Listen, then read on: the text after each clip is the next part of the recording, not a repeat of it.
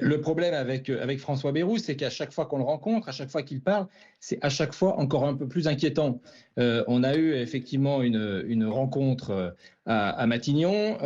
On est dans un moment particulièrement grave, particulièrement complexe. Et d'ailleurs, le Premier ministre le dit lui-même, il est face à un Himalaya. Et je l'avais dit, on ne gravit pas un Himalaya avec des espadrilles.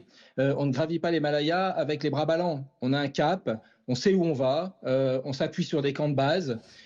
Et il ne fait rien de tout ça. Pendant cette réunion, on a attendu justement qu'il nous donne des orientations, qu'il nous donne quelques éléments, notamment sur la question budgétaire. Qu'est-ce que nous allons faire? Nous avons voté une loi spéciale. Qu'est-ce que va être l'orientation budgétaire? Est-ce qu'on va avoir un peu plus de justice fiscale? Est-ce qu'on va faire le bilan aussi de pourquoi est tombé le gouvernement Barnier? Pourquoi il est tombé? Parce que c'était une politique qui ne convenait pas, qui n'avait pas de majorité.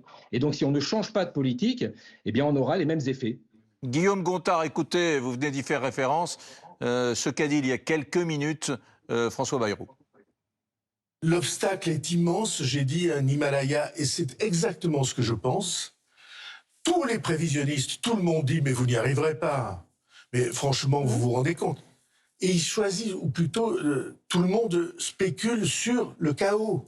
Moi, je dis, on doit essayer. Et je crois qu'on peut y arriver. Et je crois que le chemin existe. Alors, c'est peut-être un optimisme délirant. C'est peut-être quelqu'un qui ne voit pas la réalité. Mais je vous dis avec certitude, si on ne réussit pas dans cet essai, alors c'est la dernière station avant la falaise. Guillaume Gontard, je rappelle, un président du groupe écologiste au Sénat, vous étiez donc à La Réunion. Quand ça ne marche pas comme ça, quand on voit des premiers ministres, Michel Barnier, puis François Bayrou, souffrir à essayer de réunir des gens juste pour ne pas être censurés autour de lui, on se dit, bon, c'est un Premier ministre ou des Premiers ministres qui manquent d'habileté. Premier scénario, première possibilité, d'agilité politique. Deuxième possibilité, on peut aussi se dire, on est face à des oppositions butées.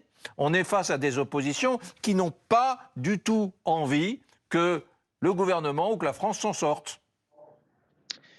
Écoutez, je ne sais pas si on est dans des positions butées. En tout cas, moi, je pense totalement l'inverse. On a répondu à toutes les invitations de Michel Barnier, de François Bayrou. À chacune de ces invitations, on est venu avec des propositions d'ouverture, parce qu'on le sait effectivement qu'il va falloir se rassembler. Mais on se rassemble comment? On trouve une ligne comment? Si ce n'est pas sur justement un cap politique clair. Nous, on a un programme effectivement qui est celui du nouveau Front populaire, qui est celui qui a eu quand même le plus de voix aux élections législatives.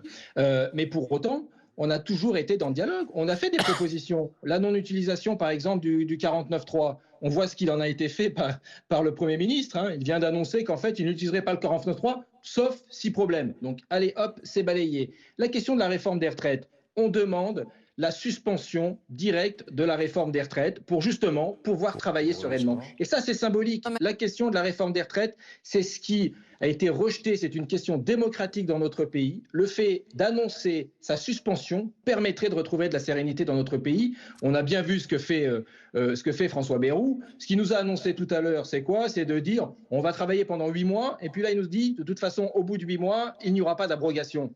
En fait, on se fout de nous, et ce n'est pas possible. Et ce qui n'a pas marché avec Michel Barnier ne marchera pas avec François Bayrou. On est obligé de changer de politique. Et s'ils ne l'entendent pas, eh ben on est face effectivement à des responsables politiques irresponsables. Moi, je ne souhaite pas que mon pays soit gouverné de cette manière-là. On a les capacités de trouver une voie, on a les capacités de travailler sur un budget, à condition que chacun accepte d'y mettre du sien. Et on n'est absolument pas là-dessus. Sur la réunion qu'on a vue et sur le tour de table Guillaume Gontard.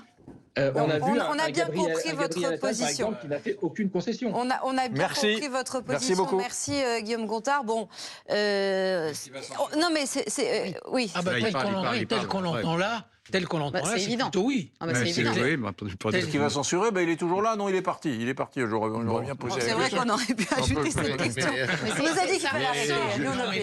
Là, on est suggéré. Si on pouvait rappeler Guillaume Gontard, ce serait sympa. C'est deux. Ah, il est là. Merci, ils ont retrouvé Guillaume Gontard. Merci de rester avec nous. On a eu une formidable idée de question avec Éric. Une formidable idée de question qui nous a été suggérée à l'instant par Laurent Geoffrin. Et répondez sans langue de bois. Est-ce que vous allez censurer? Mais censurer pour l'instant sur quoi? Pour censurer, quand il y a une censure, c'est sur une orientation budgétaire. Pourquoi c'est bien le budget de la sécurité sociale qui a été censuré? C'est bien une politique qui est censurée. Pour l'instant, on n'a rien, on ne sait pas. Par contre, ce que je vois, c'est un Premier ministre qui est en train effectivement de paver la route justement vers la censure. C'est ce qu'il est en train de faire. Il est en train de s'auto-censurer lui-même. Et ça ne me fait pas plaisir parce que moi, je ne souhaite pas ça pour mon pays. Merci Guillaume Gontard. On a compris qu'ils ne s'interdisent pas, en tout cas, les écolos. Elle n'était pas de terrible, censurer. votre On ne question. s'interdit pas d'un Laurent. outil qui est confié par la Constitution. Donc évidemment qu'on s'interdit. Voilà. Donc, c'est un outil. C'est intéressant ce qu'il dit. Il est en train de préparer le terrain, le Premier ministre, tout seul, pour la censure.